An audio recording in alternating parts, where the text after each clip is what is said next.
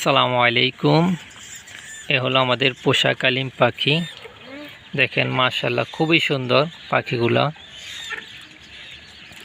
এগুলা একেবারে অ্যাডাল পাখি, ডিম বাচ্চা করবে এই ধরনের পাখি। এদের বয়স 1 বছর প্লাস। এদের বয়স, এদের কালার এবং ঠোঁট দেখলে আপনারা এদের বয়স বুঝতে পারবেন যারা কালিম পাখি সম্পর্কে জানেন। দেখেন কতটা পোষা পাখিগুলো আমাদের, একেবারেই পোষা, কোনো ধরনের ভয় পাবে না পাখিগুলা।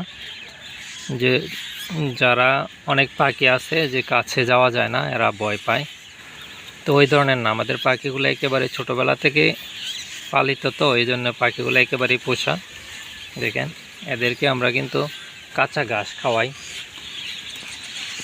এছাড়াও আমরা কচুরি পেনা খাওয়াই। কালিম পাখি সাধারণত কাঁচা ঘাস, কচুরি পেনা এই ধরনের খাবার কিন্তু বেশি পছন্দ করে। এই দেখেন এগুলো হলো কচুরি পেনা। কালিম পাখি লালন পালনে এটা হলো একটা বড় সুবিধা, কারণ এরা যেহেতু ঘাস খায়, খাবার কিনে বেশি খাওয়াতে হয় না। এই পাখিকে কিনা খাবার বেশি খাওয়াতে হয় না।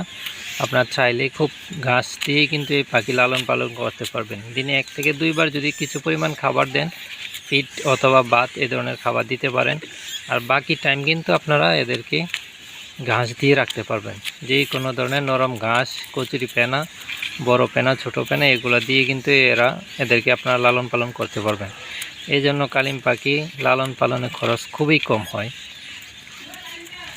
এই দেখেন এরা কীভাবে খাচ্ছে ঘাস, কিন্তু এদের একটা পছন্দের খাবার। কালিম পাখির একটা পছন্দের খাবার হলো ঘাস।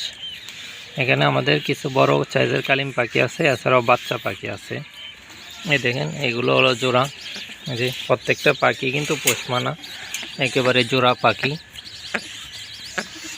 দেখেন কতটা পোষ মানা পাখিগুলো আমাদের।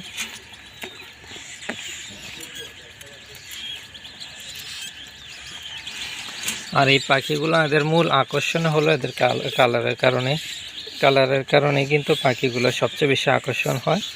আর মানুষ এই জন্যই কিন্তু এদেরকে পছন্দ করে কিনে নেয়।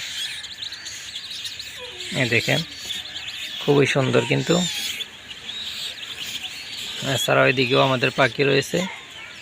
এই যে এখানেও জোড়ায় আছে পাখি, এদিকেও জোড়ায় জোড়ায় পাখি আছে। এই যে প্রত্যেকটা পাখি কিন্তু পুরুষ মহিলা জোড়া মিলানো আছে। তো যাদের এই ধরনের পাখি লাগবে তারা আমাদের সাথে যোগাযোগ করতে পারবেন। আমাদের ফোন নাম্বার দেওয়া থাকবে, ফোন নাম্বারে যোগাযোগ করবেন।